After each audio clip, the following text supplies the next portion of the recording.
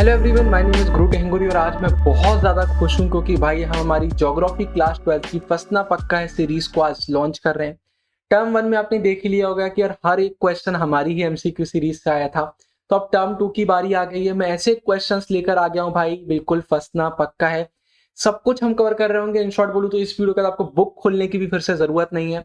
अगर आप इस वीडियो को अच्छे से कर लेते हैं, जो भी चीज मैं बता रहा हूँ उनको अच्छे से फॉलो कर लेते हैं, आपका आधा मार्क भी नहीं कट सकता। सब कुछ हम करने वाले हैं।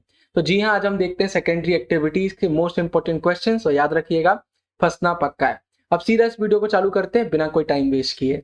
तो हमारा पहला क्वेश्चन आता है, what do you mean by secondary activities. Chapter के नाम का मीनिंग हमें पता होना बहुत जरूरी है। क्वेश्चन बोर्ड एग्जाम में बहुत बार पूछा जाता है। तो अगर हम बात करते हैं इसके आंसर की, तो हमेशा याद रखिए सेकेंडरी एक्टिविटीज का सिंपल सा मीनिंग होता है कि जब हम नेचुरल रिसोर्सेज में वैल्यू ऐड कर रहे होते हैं। और वैल्यू हम कैसे ऐड करते हैं, हमारे जो रॉ मटेरियल्स होते हैं उसको हम वैल्यूएबल प्रोडक्ट्स में ट्रांसफॉर्म कर देते हैं। जैसे देखिए, जो कॉटन बॉल में है ना, उसके बहुत लिमिटेड यूज है, हम उसको ज्यादा तरीके से यूज नहीं कर सकते। लेकिन जब उसको हम यान मतलब कि धागा में कन्वर्ट कर देते हैं, धागा में उसको ट्रांसफॉर्म कर देते हैं, तो उसकी वैल्यू और बढ़ जाती है और उसको फिर हम कपड़ा बनाने के लिए यूज कर सकते हैं। तो हमने क्या किया, नेचुरल रिसोर्सेस में और ज्यादा वैल्यू ऐड कर दी।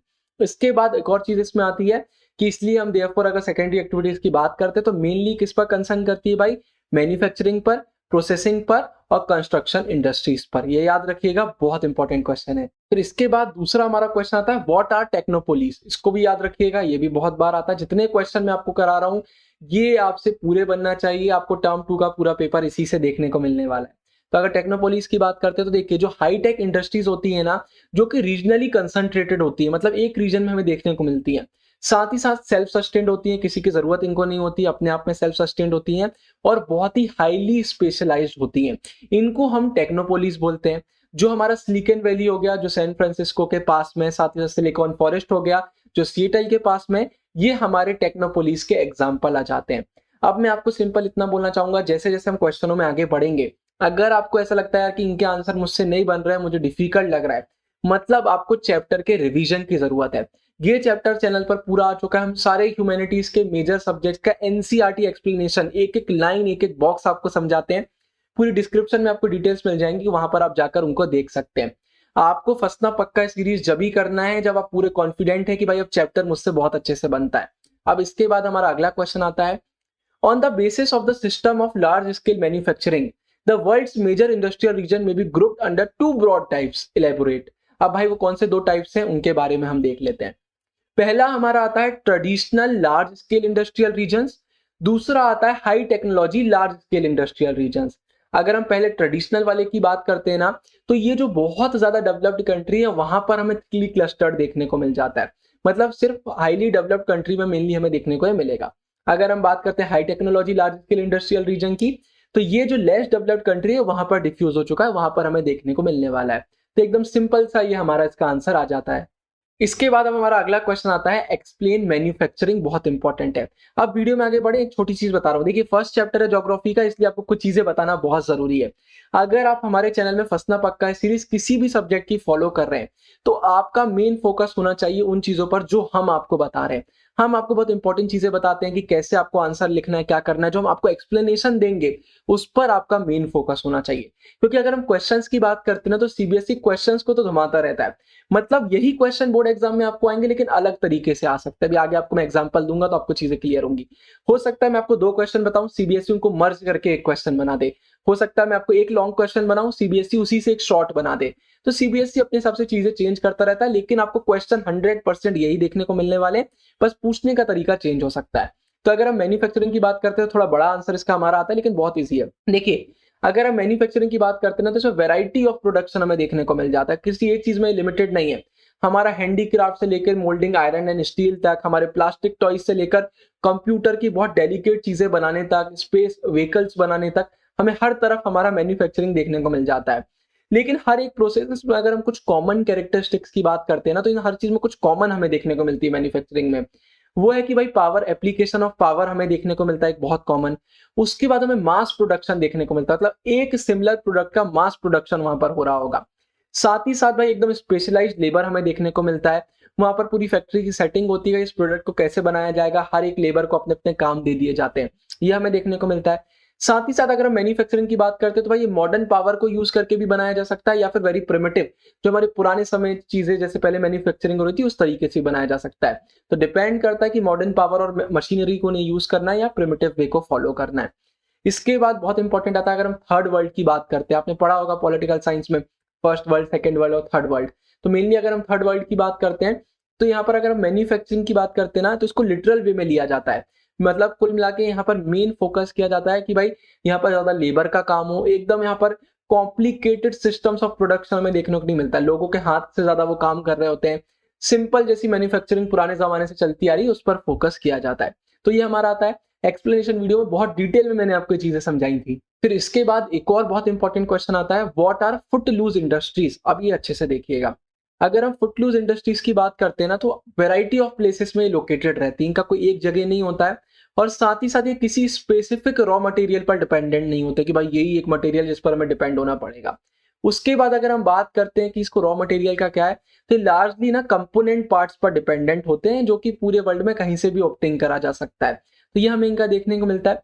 साथ ही साथ क्वांटिटी की बात करते हैं तो बहुत स्मॉल क्वांटिटी में प्रोड्यूस करते हैं और स्मॉल लेबर फोर्स ये रखते हैं। अगर हम बात करते हैं इनकी फुटलूज इंडस्ट्रीज की तो ये ज्यादा पॉल्यूटिंग इंडस्ट्रीज में नहीं आती है, जनरली ये पॉल्यूशन नहीं फैलाती है। साथ ही साथ अगर हम इनके इंपॉर्टेंट फैक्टर की बात करते हैं कि कहां पर ये हमें देखने को मिलेंगे, इनका लोकेशन क्या हो सकता है, तो मेनली इनके लोकेशन को इन्फ्लुएंस करता है रोड नेटवर्क। जहां पर रोड नेटवर्क की एक्सेसिबिलिटी अच्छी है वहां पर हमें ये देखने को मिल जाएंगे। तो ये हमारा आता है। कमेंट सेक्शन में आप मुझे फुटलूज इंडस्ट्रीज के एग्जांपल जरूर बताइएगा। अब अगले क्वेश्चन में चलते हैं। अब हमारा अगला क्वेश्चन आता है, what do you mean by traditional large scale industrial regions. अब इसको देख लेते हैं। तो ये जो रीजन्स होते हैं ना भाई, किस पर बेस्ड होते हैं, हैवी इंडस्ट्री पर। जहां हमें बहुत बार ये देखने को मिलेगा कि जो कोल्ड फील्ड्स हैं उनके पास में ये लोकेटेड रहते हैं। साथ ही साथ ये किन चीजों में एंगेज रहते हैं, मेटल स्मेल्टिंग हो गया, हैवी इंजीनियरिंग हो गया, केमिकल मैन्युफैक्चर हो गया या फिर टेक्सटाइल प्रोडक्शन हो गया, यहाँ पर मेनली ये इंगेज होते हैं। इन इंडस्ट्रीज को हम स्मोक स्टैक इंडस्ट्रीज भी बोलते हैं, याद रखिएगा स्मोक स्टैक इंडस्ट्रीज। तो ये हमारा एक छोटा सा आंसर इसका आ जाता है। इसके बाद traditional industrial regions can be recognized by, इनको हम रिकॉग्नाइज कैसे कर सकते हैं, बहुत इंपॉर्टेंट क्वेश्चन है। तो सबसे पहला है भाई high proportion of employment in manufacturing industry. हमें मैन्युफैक्चरिंग इंडस्ट्री में हाई प्रोपोर्शन ऑफ एम्प्लॉयमेंट देखने को मिलेगा। साथ ही साथ बहुत हाई डेंसिटी की हाउसिंग हमें देखने को मिलेगी जो कि मोस्ट ऑफ द टाइम बहुत इंफीरियर रहती है और पुअर सर्विसेज हमें देखने को मिलेंगी। एनवायरमेंट बिल्कुल भी अट्रैक्टिव नहीं रहता है, और यहाँ पर फिर ये भी है सिंपल, एनवायरमेंट अट्रैक्टिव इसलिए नहीं रहता है, वेस्ट हीप्स देखने को मिलेंगी, पॉल्यूशन देखने को मिलेगा, ऐसी चीजें हमें यहाँ देखने को मिल जाती हैं। यहाँ पर हमें अनएम्प्लॉयमेंट की प्रॉब्लम देखने को मिलेगी, एमिग्रेशन देखने को मिलेगा। साथ ही साथ जो यहाँ के लैंड रहते हैं ना वो भी बहुत बेकार कंडीशन में होंगे। क्यों होंगे, क्योंकि भाई जो फैक्ट्रीज है वो बंद हो चुकी है, क्योंकि वर्ल्ड वाइड उनकी जो डिमांड है वो खत्म हो चुकी है। तो ये कुछ तरीके हैं भाई हमारे ट्रेडिशनल इंडस्ट्रियल रीजन्स को रिकॉग्नाइज करने के। एक इंपॉर्टेंट क्वेश्चन ये हमारा आ जाता है। इसके बाद भाई right a brief note on rural core field. अब आपको बोर्ड में आ सकता है कि ब्रीफ नहीं भाई हमको पूरा आप डिटेल दीजिए, तो फिर आपको पूरा डिटेल लिखना पड़ेगा। इसलिए मैं अलग अलग तरीके से क्वेश्चन लेकर आता हूँ जिसपे आपको समझ में आए। अब ये रूरल कोल फील्ड के बारे में पूछने के लिए आपसे बहुत अलग अलग तरीके के क्वेश्चन फ्रेम कर सकते हैं, अभी आगे हम देखेंगे, आपको क्लियर होंगी चीजें। तो अगर रूरल कोल फील्ड की बात करते हैं तो भाई यूरोप का ये बहुत समय से एक मेजर इंडस्ट्रियल रीजन रहा है। और फिर यहाँ दिया हुआ है cold and iron and steel form the basis of the economy, हमने पढ़ा हुआ है। लेकिन फिर क्या हुआ भाई, कोल की डिमांड डिक्लाइन हो गई है, तो जो इंडस्ट्री थी वो श्रिंक करना चालू करी हुई है। अगर हम रूरल रीजन की बात करते हैं तो जो जर्मनी में स्टील प्रोडक्शन होता है तो 80% तो उसके लिए यही रिस्पॉन्सिबल है, ये चीज हमें देखने को मिलती है। फिर अगर हम बात करते हैं कि भाई रूअर को आगे के समय प्रॉस्पेरिटी की तरफ, ऊंचाइयों की तरफ कौन ले जाने वाला है, तो अब वो कोल एंड स्टील इतना ज्यादा नहीं है जितना यहाँ पर न्यू इंडस्ट्रीज आ गई हैं, जैसे कि हमारा huge Opel car assembly plant हो गया, न्यू केमिकल प्लांट्स हो गए या यूनिवर्सिटीज हो गई। अब ये चीजें इन रीजन को आगे ले जाएंगे हमारे रोअर को। बाकी अब जो पुरानी चीजें हैं उनमें चेंजेस हमें देखने को मिल रहे हैं। तो ये हमारा एक भाई ब्रीफ इसके बारे में पूरा आ जाता है। इसके बाद briefly explain the iron and steel industry, अब इसको भी हम देख लेते हैं। तो देखिए, जो अगर हम आयरन स्टील इंडस्ट्री की बात करते हैं ना, ये हर एक इंडस्ट्री का एक बेस तैयार करते हैं। The iron steel industry form the base of all other industries, and इसलिए हम इनको क्या बोलते हैं, बेसिक इंडस्ट्री बोलते हैं। एक्सप्लेनेशन वीडियोस में मैंने आपको पूरा समझाया था। इनको हम हैवी इंडस्ट्री भी बोलते हैं क्योंकि बहुत बल्कि रॉ मटेरियल का यूज करते हैं और इनके प्रोडक्ट्स भी बहुत हैवी रहते हैं जिनको आगे वाली इंडस्ट्री अपने as a raw material use करती है। उसके बाद यहाँ पर दिया हुआ है कि अगर हम बात करते हैं कि जो लार्ज इंटीग्रेटेड स्टील इंडस्ट्रीज है ना, वो ट्रेडिशनली कहां पर लोकेटेड होती थी, जो रॉ मटेरियल का सोर्स है उसके पास, से आयरन ओर हो गया, कोल हो गया, मैंगनीज हो गया, लाइमस्टोन हो गया, उनके पास होती थी लोकेटेड, या फिर ऐसी जगह पर होती थी जहां पर ये रॉ मटेरियल बहुत इजीली लाया जा सकता है, जैसे आसपास अगर कोई पोर्ट्स हैं तो वहां पर। इसके बाद अगर हम मिनी स्टील मिल्स की बात करते हैं तो इनके लिए ना इनपुट्स इतना ज्यादा इंपॉर्टेंट नहीं है जितना कि मार्केट है, मार्केट इनके लिए ज्यादा इंपॉर्टेंट है। इनको बिल्ड करना, ऑपरेट करना ज्यादा एक्सपेंसिव नहीं होता है, और ये कहाँ पर लोकेटेड होती है भाई, मार्केट के पास में होती है, क्योंकि इनका जो मेन इनपुट है वो स्क्रैप मेटल होता है, और स्क्रैप मेटल हर जगह पर मिलना आराम से पॉसिबल हो जाता है। तो ये हमें इसका ब्रीफ एक्सप्लेनेशन देखने को मिलता है। इसके बाद briefly explain the concept of high technology industries. अब थोड़ा सा ना हम हाई टेक्नोलॉजी इंडस्ट्रीज की भी बात कर लेते हैं।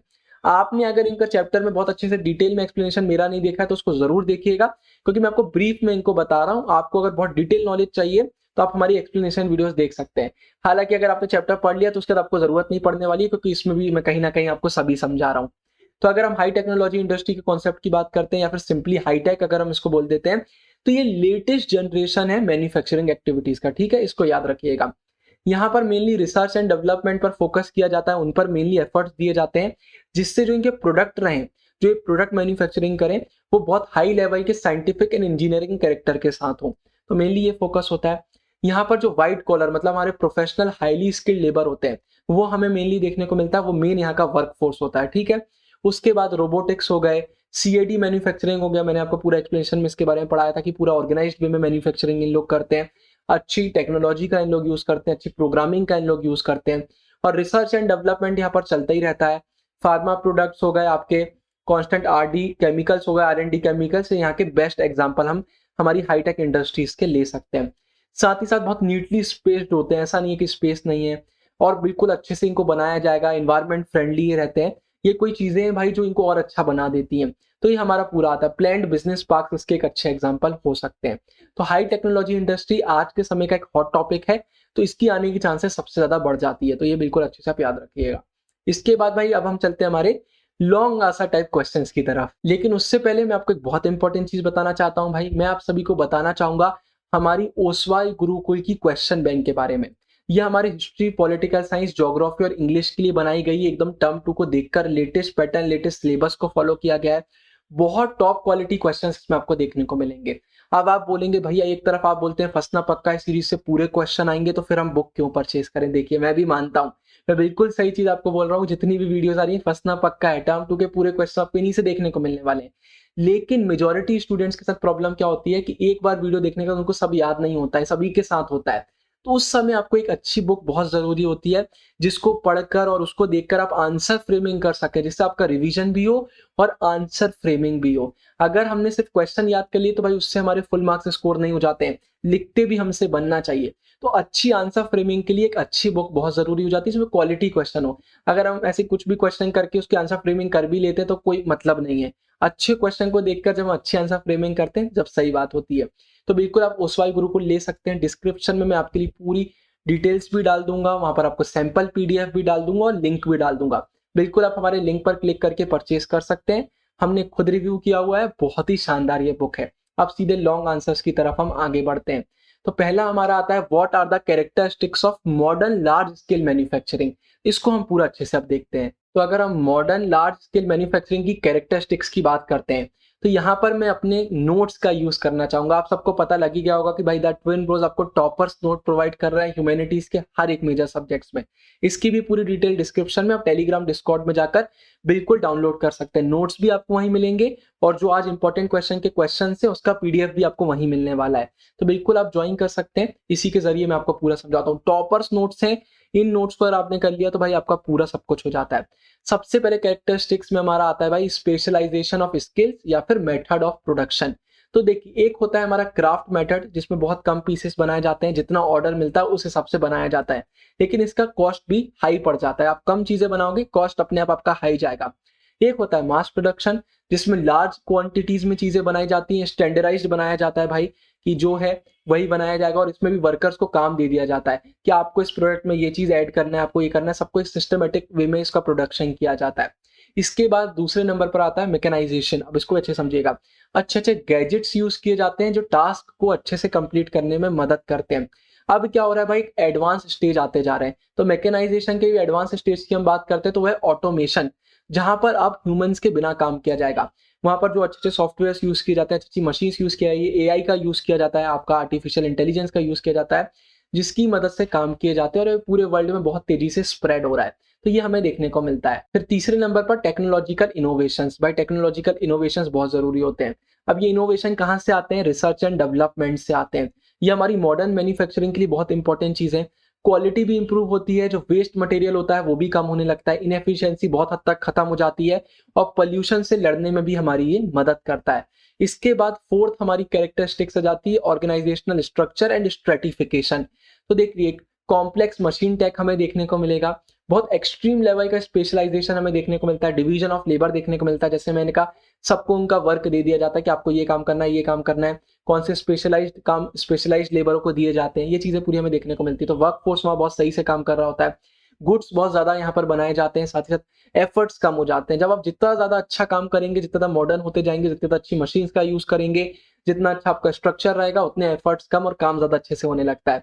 लो कॉस्ट में काम होता है, बहुत ज्यादा कैपिटल इन्वेस्टमेंट, वास्ट कैपिटल हमें यहाँ देखने को मिलता है, लार्ज ऑर्गेनाइजेशंस देखने को मिलते हैं और एग्जीक्यूटिव ब्यूरोक्रेसी भी हमें देखने को मिलती है। इनको एकदम मैं आपको ब्रीफ में एक्सप्लेन कर रहा हूँ। फिर फिफ्थ हमारा आ जाता है अनइवन जोग्राफिकल डिस्ट्रीब्यूशन। तो देखिए क्या करती है जो इंडस्ट्रीज होती है ना, ये अपना प्रॉफिट मैक्सिमाइज करने के लिए क्या करती हैं, अपना कॉस्ट को रिड्यूस करती हैं। कॉस्ट को रिड्यूस करने का सिंपल तरीका है भाई कि ऐसी जगह पर अपनी लोकेशन सेट करिए जहां पर प्रोडक्शन का कॉस्ट कम हो जाए। अब वो भी हम आगे देखेंगे कि भाई कैसे क्या लोकेशन वो अपनी सिलेक्ट करते हैं। तो ये हमारा पूरा इसका आंसर जाता है। तो आप बिल्कुल हमारे नोट्स भी हमारे टेलीग्राम डिस्कॉर्ड से एक्सेस कर सकते हैं। इसके बाद अगला वही हमारा क्वेश्चन आता है, mention some of the factors influencing industrial locations. तो ऐसे कौन से फैक्टर्स है भाई जो डिसाइड करते हैं कि एक इंडस्ट्री का लोकेशन कहाँ हो सकता है, क्या इन्फ्लुएंस करता है। इसमें भी मैं अपने नोट्स यूज करना चाहूंगा, बहुत अच्छा मैंने आंसर इसमें दिया हुआ है। तो देखिए अगर हम फैक्टर्स की बात करते हैं ना, सबसे पहला आता है भाई एक्सेस टू मार्केट। मार्केट एक बहुत इंपॉर्टेंट फैक्टर होता है। यहाँ पर मार्केट का मीनिंग क्या है, ऐसे लोगों की जगह जो कि डिमांड रखते हैं उस प्रोडक्ट की और उनके पास परचेसिंग पावर है कि डिमांड के साथ वो उसको परचेस भी कर सकते हैं, ये मार्केट होता है। अगर हम डेवलप्ड रीजन्स की बात करते हैं, Europe, north America, Japan, Australia, तो ये बहुत लार्ज ग्लोबल मार्केट्स प्रोवाइड करते हैं क्योंकि यहाँ की परचेसिंग पावर भी ज्यादा होती है, ये चीजें हमें देखने को मिलती है। उसके बाद अगर हम साउथ ईस्ट एशिया की बात करते हैं तो यहाँ पर भी लार्ज मार्केट्स हमें देखने को मिलते हैं। अगर हम एयरक्राफ्ट मैन्युफैक्चरिंग या फिर आर्म्स इंडस्ट्री की बात करते हैं तो इनका तो ग्लोबल मार्केट होता है, कोई एक जगह नहीं होती है, ग्लोबल यहाँ पर इनकी डिमांड्स हमें इनके लिए देखने को मिलती है। फिर बी हमारा आता है एक्सेस टू रॉ मटेरियल। अब याद रखिए बोर्ड में आपको कभी क्वेश्चन आएगा ना तो आपको सब कुछ लिखने की जरूरत नहीं होती है। जितने मार्क्स का क्वेश्चन आया है, क्वेश्चन जो पूछ रहा है, हो सकता है क्वेश्चन ये ना हो, क्वेश्चन हो कि कोई 3 फैक्टर बता दीजिए, तो आपको सिर्फ 3 लिख कर आना है। 4 पूछ रहा है 4, 5 पूछ रहा है 5, तो क्वेश्चन को बहुत अच्छे से पढ़िए। इसलिए मैं बताऊं वीडियो में आपका फोकस एक्सप्लेनेशन और आंसर पर होना चाहिए। क्वेश्चन कोई भी आ जाए आप आराम से लिख पाएंगे। जो रॉ मटेरियल है भाई उसका एक्सेस होना चाहिए, एकदम चीप होना चाहिए, इजीली वो ट्रांसपोर्ट हो सके। साथ ही साथ भाई रॉ मटेरियल खराब भी हो जाते हैं तो वो भी ये देखते हैं कि ऐसा तो हम अपना लोकेशन ऐसी जगह पर रखें कि जल्दी से जल्दी हमें रॉ मटेरियल मिल सके और वो खराब ना हो। ये चीज हमें देखने को मिलती है। जैसे एग्रो प्रोसेसिंग हो गया, डेयरी प्रोडक्ट्स, वहां पर ये ज्यादा हमें देखने को मिल जाता है। फिर एक्सेस टू लेबर सप्लाई, भाई लेबर होना भी बहुत जरूरी है। तो देखिए कुछ मैन्युफैक्चरिंग ऐसी होती है जहाँ पर बहुत स्किल्ड लेबरों की जरूरत होती है और कुछ ऐसी होती है जहाँ पर सेमी स्किल्ड या फिर बिल्कुल नए नवेले जो भी आपके वर्क फोर्स है उससे भी काम हो जाता है, तो उस पर भी डिपेंड करता है, बट लेबर का रहता है। हमेशा ट्राई करते हैं कि भाई जहाँ पर चीप लेबर मिल सके, तो ये चीजें होती हैं। लेकिन अब जैसे मैकेनाइजेशन बढ़ रहा है, ऑटोमेशन बढ़ रहा है, तो कुल मिला के अब कहीं ना कहीं इन चीजों पर ज्यादा हम फोकस कर रहे हैं ना। उसके बाद अगर हम बोलते हैं कि आज के समय में इंडस्ट्रियों का क्या हो गया है, तो जैसा मैंने कहा ऑटोमेशन बढ़ गया, बाकी चीजें हो गई हैं, तो अब लेबर पर डिपेंडेंसी कहीं ना कहीं थोड़ी सी कम हो गई है, तो ये हमें देखने को मिलता है। फिर access to source of energy, भाई एनर्जी के लिए भी सोर्स चाहिए। तो देखिए कुछ इंडस्ट्रीज ऐसी होती है जो पावर यूज करती हैं, बहुत ज्यादा पावर यूज करती हैं, तो वो कहाँ पर होती हैं, जहां पर एनर्जी का सोर्स होता है उसी के पास में लोकेटेड रहती हैं। पहले ऐसा होता था कि कोल एक मेन डिमांड में होता था सोर्स के लिए, लेकिन अब लोग हाइड्रो इलेक्ट्रिसिटी और पेट्रोलियम की तरफ ज्यादा बढ़ रहे हैं। तो हमेशा एक इंडस्ट्री अगर सेटअप होती है तो वो अपना सोर्स ऑफ एनर्जी भी जरूर देखती है कि भाई कहाँ से अपनी एनर्जी जनरेट कर पाएंगे। उसके बाद ट्रांसपोर्टेशन एंड कम्युनिकेशन, एक स्पीडी, एफिशिएंट और चीप ट्रांसपोर्ट होना बहुत जरूरी होता है। वेस्टर्न यूरोप की बात करते हैं, ईस्टर्न नॉर्थ अमेरिका की बात करते हैं, तो यहाँ पर ट्रांसपोर्ट सिस्टम बहुत अच्छे से डेवलप्ड है। अगर हम मॉडर्न इंडस्ट्री की बात करते हैं तो यहाँ पर ट्रांसपोर्ट सिस्टम से बिल्कुल टाइड होती है क्योंकि बहुत जरूरी ये चीज होती है। और कम्युनिकेशन तो इंपॉर्टेंट है, तभी आप इंफॉर्मेशन एक्सचेंज कर पाएंगे। गवर्नमेंट पॉलिसी बहुत एकदम अच्छी होना चाहिए। जो भी वहां पर आप सेटअप कर रहे हैं वहां पर गवर्नमेंट का सपोर्ट होना जरूरी है। गवर्नमेंट की अगर स्कीम्स रहेंगी तो फायदा होता है, तो गवर्नमेंट पॉलिसीज भी बहुत जरूरी हो जाती हैं। और फिर access to agglomeration economies. Agglomeration economies मतलब क्या होता है कि भाई जो आपकी आजू बाजू की लीडर इंडस्ट्री है उनसे बेनिफिट निकालना, उन्हीं के आसपास में सेटअप करना। अगर दो तीन सिमिलर अपने नीश वाली इंडस्ट्री साथ में रहती है, ट्रांसपोर्टेशन का खर्चा कम होता है, आइडियाज ज्यादा शेयर होते हैं और ऐसी बहुत सारी चीजें होती हैं। तो एक्सेस टू एग्लोमरेशन इकोनॉमीज ये बहुत इंपॉर्टेंट चीज हमारे सामने आ जाती है। ठीक है, तो ये पूरा हमारा आ जाता है termed as agglomeration economy, saving from linkages between different industries. तो यही है, जब कनेक्टेड रहते हो तो आपकी सेविंग्स भी बढ़ती है, आपका प्रॉफिट भी ज्यादा होता है। इसके बाद describe the classification of industries on the basis of size. बहुत इंपॉर्टेंट क्वेश्चन, इसको मैंने आपके लिए बहुत अच्छे से लिख दिया है। अब आप बोलेंगे भैया अगर सारे ही क्वेश्चन के आंसर ऐसे मिल जाए तो कितनी मजा आ जाए। तो ऐसे ही आपको सारे आंसर हमारे नोट्स में मिलते हैं। तो देखिए, अगर हम इंडस्ट्रीज को क्लासीफाई करते हैं ना इस बेसिस पर, तो तीन टाइप की हो जाती है, हाउस होल्ड, स्मॉल स्केल और लार्ज स्केल। हाउस होल्ड और कॉटेज की बात करते हैं तो स्मॉलेस्ट मैन्युफैक्चरिंग यूनिट है। रॉ मटेरियल जो है इसका, बिल्कुल इन लोग रॉ मटेरियल यूज करते हैं, सिंपल रहता है एकदम, और ये अपनी फैमिली की मदद से या फिर पार्ट टाइम लेबर की मदद से पूरा काम करते हैं। रॉ मटेरियल भी आसपास से ही इकट्ठा करते हैं। साथ ही साथ जो इनके फिनिश प्रोडक्ट होते हैं या तो वो सेल्फ कंजप्शन के लिए होते हैं या फिर अगर कुछ सरप्लस बच जाता है तो सेल या बार्टर के लिए वो होते हैं। अगर हम कैपिटल और ट्रांसपोर्टेशन की बात करते हैं तो इनका इतना बड़ा रोल यहाँ देखने को नहीं मिलता है। एग्जाम्पल फूड स्टफ हो गए, फैब्रिक हो गए, मैट्स हो गए, कंटेनर्स हो गए, ज्वेलरी हो गए, एक्सेट्रा हमारे एग्जाम्पल आ जाते हैं। स्मॉल स्केल की बात करते हैं तो भाई स्मॉल स्केल आपके हाउस होल्ड या कॉटेज में नहीं होते हैं, कॉटेज को हिंदी में हम कुटिया बोलते हैं। इनके लिए अलग से वर्कशॉप होते हैं, production done in workshop. Local raw material use करते हैं, सिंपल पावर ड्रिवन मशीन सब ये यूज करते हैं, सेमी स्किल्ड लेबर्स यूज करते हैं। एम्प्लॉयमेंट प्रोवाइड करते हैं तो कहीं ना कहीं लोगों की परचेसिंग पावर भी बढ़ती है, हमने एक्सप्लेनेशन में देखा था। इसलिए जो हमारी इंडिया चाइना जैसी कंट्रीज हैं ये सब क्या कर रही हैं आजकल, लेबर इंटेंसिव स्मॉल स्केल चीजों को, मैन्युफैक्चरिंग यूनिट्स को डेवलप कर रही हैं जिसमें लोगों को एम्प्लॉयमेंट मिल सके और उनकी भी परचेसिंग पावर बढ़ सके। फिर लार्ज स्केल, अब यहाँ पर बिग इंडस्ट्रीज प्रोडक्शन होता है, बड़ी बड़ी इंडस्ट्रीज में होता है, बहुत सारे raw material, various raw material use होते हैं, बहुत ज्यादा एनर्जी होती है, स्पेशलाइज्ड वर्कर होते हैं, टेक्नोलॉजी हाई लेवल की होती है, असेंबली लाइन मास प्रोडक्शन होता है, एक एक चीजें जुड़ती जाएंगी और आपका प्रोडक्ट बन जाता है, लोगों को अपने स्पेसिफाइड काम दिए जाते हैं। ह्यूज कैपिटल हमें यहाँ देखने को मिलता है। ये लास्ट 200 ईयर्स में डेवलप हुआ है। सबसे पहले हमें यूके और नॉर्थ ईस्टर्न यूएसए में देखने को मिला, यूरोप में देखने को मिला, लेकिन अब पूरे वर्ल्ड में डिफ्यूज हो चुका है। तो ये पूरा हमारा इसका आंसर आता है। ये आपको लॉन्ग आंसर्स में बिल्कुल देखने को मिलते हैं, बहुत इंपॉर्टेंट है। और यही शॉर्ट में जाता है, हो सकता है आपसे बस इतना बोलते हैं हाउस होल्ड और कॉटेज के 3 पॉइंट समझा दीजिए, आपके शॉर्ट में पहुंच गया। इन तीनों के बारे में एक एक पॉइंट समझा दीजिए, आपका वेरी शॉर्ट में पहुंच गया। तो ये चीजें करी जाती हैं। तो जैसा मैंने कहा, हमारे अगर आप नोट्स देखेंगे तो देखिए कितने अच्छे तरीके से नोट्स पे हर चीजें हमने समझा दी है। टॉप क्वालिटी के टॉपर नोट है, बिल्कुल एक्सेस कर सकते हैं। अब इसका देखिए इंपॉर्टेंट चीज मैं आपको बता देता हूँ। ये तो भाई मैंने आपको क्लासिफिकेशन ऑफ इंडस्ट्रीज साइज के बेसिस पर बताया, और भी होता है, रॉ मटेरियल के बेसिस पर भी होता है, आउटपुट के बेसिस पर भी होता है, और ओनरशिप के बेसिस पे भी होता है। और ये सभी बोर्ड के पर्सपेक्टिव से बहुत ज्यादा इंपॉर्टेंट है। लेकिन मैंने सिर्फ साइज वाला डाला है, ये 3 के क्वेश्चंस मैंने नहीं डाले, उसका सिंपल रीजन है, कोई मतलब नहीं है। मैंने एक्सप्लेनेशन वीडियोस में भी आपको वही समझाया है, नोट्स में आपको बिल्कुल ऐसे ही डिवाइड करके और बहुत अच्छे तरीके से चीजें देखने को मिल जाएंगी, उनको एक रीडिंग करेंगे आप सब हो जाएगा। फंसना पक्का है सीरीज का मकसद है आप तक सही क्वेश्चंस पहुंचाना, आपका टाइम वेस्ट करना मतलब बिल्कुल भी नहीं है, इसलिए मैंने यहाँ टाइम वेस्ट नहीं किया है। एक्सप्लेनेशन वीडियो मिल जाएगा अगर आपको दिक्कत जाती है, बाकी कोई दिक्कत नहीं जाने वाली, एकदम सिंपल और बहुत ही सही तरीके से नोट्स में ये तीनों आपको देखने को मिल जाएंगे। एक मैंने इसलिए डाला जिसको मैं आपको समझा सकूं। अब इसके बाद मेरी बस आपसे आखिरी में रिक्वेस्ट है, आप हमारी कोई भी फंसना पक्का सीरीज देखते हैं ना, बहुत मेहनत से बनाई जाती है, बहुत रिसर्च करना पड़ता है। तो वीडियो को पॉज करिए, हम आखिरी क्वेश्चन की तरफ बढ़ रहे हैं, उसके पहले आप बस वीडियो को पॉज करके अपने दोस्तों के साथ शेयर करिए। आपका एक शेयर भी हमारे लिए बहुत ज्यादा वैल्यू होल्ड करता है। आप अपने दोस्तों के साथ शेयर करेंगे, वो अपने दोस्तों के साथ करेंगे। हमारा मकसद है भाई फंसना पक्का है, हर एक ज्योग्राफी के स्टूडेंट के पास पहुंचना चाहिए जिसमें उसको टर्म 2 में कोई दिक्कत ना जाए। उसके बाद अगर आपको मेरा एक्सप्लेनेशन पसंद आता है तो आप वीडियो लाइक भी कर सकते हैं। अब आखिरी क्वेश्चन देखते हैं और उसके बाद फिर हम देखेंगे आपके लिए सेल्फ असेसमेंट क्वेश्चन। कोई भी डाउट बचता है कमेंट में आप वो भी पूछ सकते हैं। तो एक्सप्लेन द 3 सब sectors of the cotton textile industry. हो सकता है कॉटन टेक्सटाइल इंडस्ट्री बस पूछ रहे हो, लेकिन यहाँ पर आपसे 3 सब सेक्टर्स पूछे जा रहे हैं। तो कौन से भाई, handloom, powerloom and mill sectors. Handloom sector की बात करते हैं, लेबर इंटेंसिव होता है, एम्प्लॉयमेंट सेमी स्किल्ड वर्कर को प्रोवाइड करता है, बहुत स्मॉल कैपिटल इन्वेस्टमेंट लगता है, spinning, weaving, finishing of the fabrics इसमें इन्वॉल्व होती है। पावरलूम सेक्टर की बात करते हैं तो अब यहाँ पर मशीन्स को इंट्रोड्यूस करा दिया जाता है, लेस लेबर इंटेंसिव होता है और प्रोडक्शन यहाँ पर इंक्रीज हो जाता है, प्रोडक्शन का वॉल्यूम यहाँ ज्यादा होता है। उसके बाद अगर हम कॉटन टेक्सटाइल मिल सेक्टर की बात करते हैं तो ये हाई कैपिटल इंटेंसिव होता है और produces fine clothes in bulk. अब बल्क में यहाँ प्रोडक्शन देखने को मिलता है। तो ये हमारा इसका आता है। नीचे आपके एक्स्ट्रा इन्फो के लिए, cotton textile manufacturing requires good quality of cotton as a raw material. India, China, USA, Pakistan, Uzbekistan, Egypt produce more than half of the world's raw cotton. ये हमारा पूरा आता है। तो कॉटन रिलेटेड क्वेश्चन भी बहुत हमें देखने को मिलते हैं। तो ये हमारा आखिरी क्वेश्चन होता है। उसके बाद 5 क्वेश्चन आपके सेल्फ असेसमेंट के लिए।